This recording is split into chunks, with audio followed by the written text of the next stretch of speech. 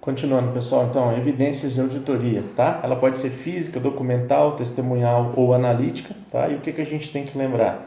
Que geralmente as evidências de fontes obtidas, né? Coletadas de fontes independentes, diretamente do auditor e a partir de documentos originais, elas são mais confiáveis, né, do que as outras, beleza?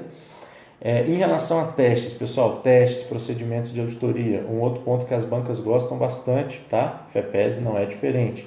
Procedimentos de auditoria a gente basicamente divide em dois, a avaliação de risco e os adicionais. Os adicionais, eles se dividem em dois, e aí são os que as bancas cobram, testes de controle, também chamado de teste de observância, ou procedimento substantivo, também chamado de teste substantivo, beleza?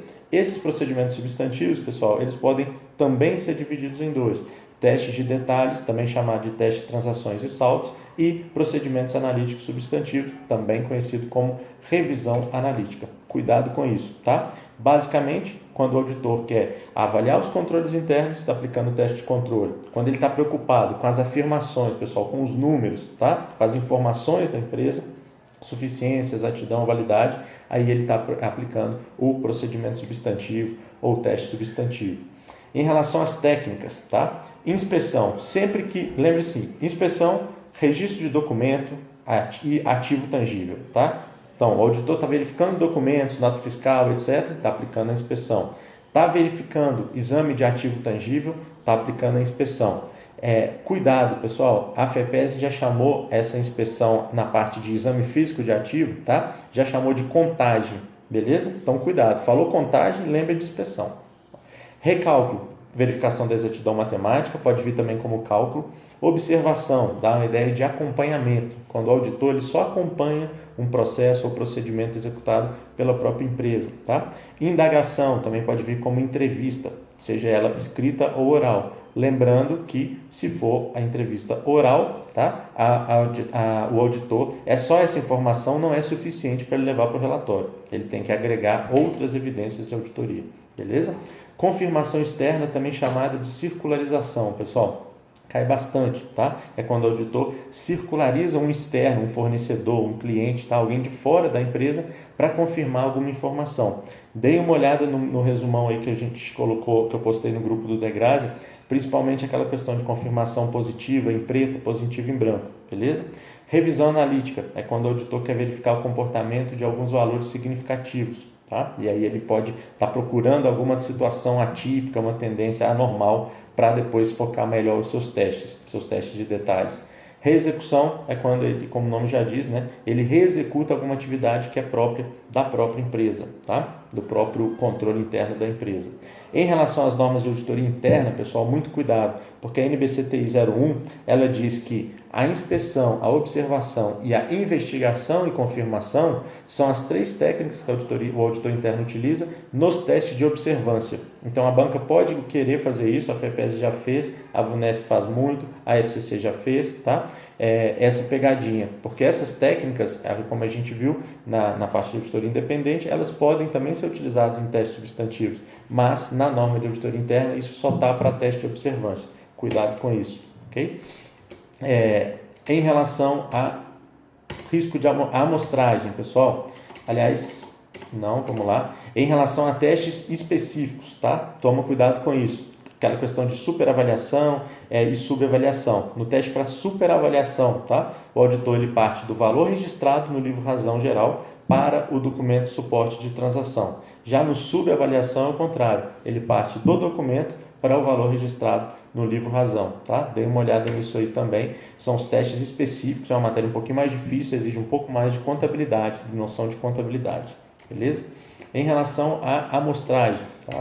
A gente tem o risco de amostragem, que é o risco do auditor chegar a uma conclusão diferente a partir da amostra do que ele chegaria, se comparar ao que ele chegaria se ele verificasse a população como um todo, tá? Aquelas que afetam a eficácia é o risco de superavaliação de confiabilidade e o risco de aceitação incorreta, já aqueles que afetam a eficiência, aí seria o risco de subavaliação de confiabilidade e o risco de rejeição incorreta, né? Você rejeitar quando não deveria rejeitar aquela sua amostra, beleza?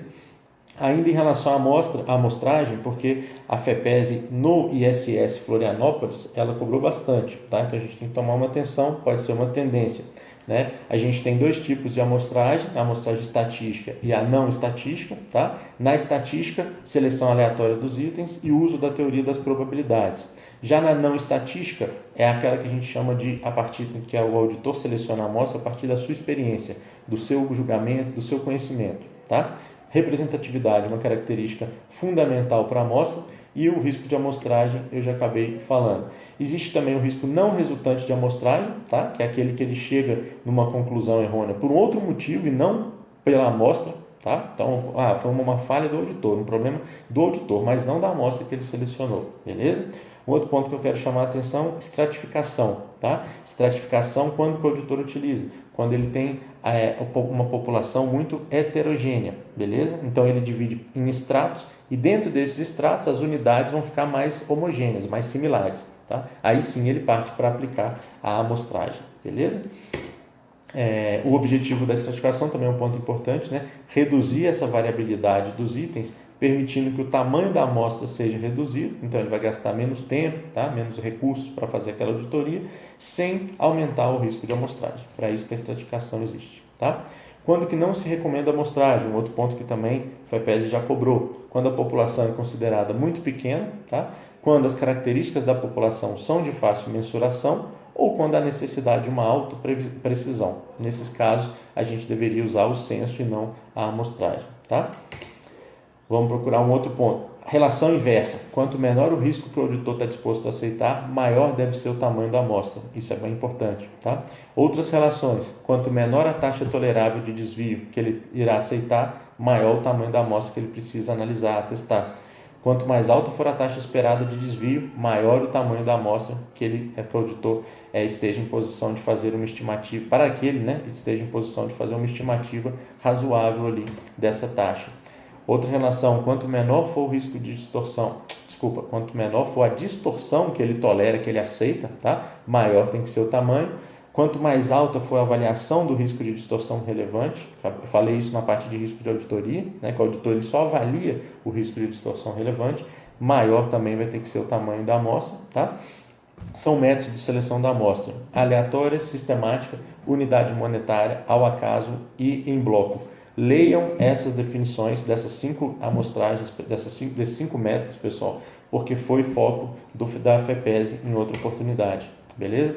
Eventos subsequentes, pessoal, a gente tem basicamente aqueles eventos que ocorrem entre o término do exercício social e o relatório do auditor independente, e a gente tem os que acontecem depois, né, que ele conclui o trabalho, depois do relatório de auditoria independente, tá? A gente tem que lembrar que nesse primeiro período, até o seu relatório, o auditor ainda é obrigado a fazer testes para verificar se os eventos subsequentes eles foram ali de forma criteriosa colocados nas demonstrações, tá? Previstos ali, identificados, mensurados nas demonstrações. Depois que ele entrega o relatório para a empresa, pessoal, ele só vai aplicar novos procedimentos, ele só tem responsabilidade em aplicar novos procedimentos de auditoria caso ele entenda caso a empresa altere as demonstrações contábeis. Aí sim ele passa a ter essa nova obrigação, beleza? Cuidado com isso. Representações formais, pessoal, basicamente também pode vir como carta de responsabilidade da administração, que é o nome antigo, tá? Vamos lá, a administração se recusa a fornecer as representações formais. O que o auditor tem que fazer? Se for na fase de contratação da auditoria, ele tem que recusar o trabalho, desde que não seja exigido por lei ou regulamento. Agora, se for o final da auditoria, que é geralmente o que é cobrado, tá? O auditor deve emitir um relatório de auditoria com abstenção de opinião. É tão grave a empresa não fornecer as representações formais, pessoal, que ele tem que se abster de opinar, que é uma forma grave de terminar um relatório, tá? Um relatório de auditoria. Essa representação formal é uma declaração escrita, não pode ser verbal, né? Formal, escrita. Quem elabora as representações é a própria administração, não é o auditor, beleza? A gente tem que lembrar disso. E a data das representações formais ela é tão próxima quanto praticável, mas não posterior à data do relatório de auditoria, tá? Então, é ao final do trabalho que o auditor requer essas representações formais, beleza? Vamos lá, em relação a... Vamos pegar aqui utilização de trabalhos de outros profissionais. Basicamente, pessoal, o que a gente tem que lembrar é que não interessa se o auditor usou um trabalho de um outro auditor, de um auditor interno, de um especialista. Se ele decidiu colocar aquilo no seu relatório, levar em consideração isso para o seu relatório, tá? Ele vai ter que ser o responsável por aquela sua opinião, independentemente se ele usou especialista, auditor interno, etc. Tá? Esse é o principal ponto. Em relação ao relatório de auditoria independente, já para a gente ir finalizando, pessoal, houve uma alteração muito grande em 2016, então revejam a estrutura que eu coloquei aí no resumão, tá? No artigo, mas o importante mesmo para a gente lembrar para a prova são as 4 opiniões. Quando o auditor fizer todos os testes, não tiver problema nenhum e não identificar distorção relevante, ele emite a opinião sem ressalva, ou sem modificações, ou limpa, tá? Quando ele encontra distorções relevantes, mas não generalizadas, ele emite com ressalva. Quando ele encontra distorções relevantes e generalizadas, ele emite adverso, tá? Quando ele é limitado no seu trabalho e ele entende que pode haver distorções relevantes em alguma das contas, mas isso seria algo focado, algo pontual e não generalizado, opinião com ressalva. Agora, quando ele tem limitação no seu trabalho e ele entende que aquilo pode existir, que naquelas demonstrações podem existir distorções relevantes e generalizadas, aí ele tem que se abster de opinar, beleza? Muito cuidado com isso. De forma geral, pessoal, e bem rápida, tá? Era isso que eu queria passar para vocês, né? Deem uma olhada no documento, né, no PDF que eu disponibilizei lá no grupo do Degrasia, leiam todo, tá? E aí eu tenho certeza que vocês vão conseguir fazer. Boa parte da prova vai estar nesse nosso resumo aí, beleza? Boa prova e depois me enviem amanhã para a gente resolver, para dar o gabarito pré-oficial aí, pré-banca, beleza? Abraço.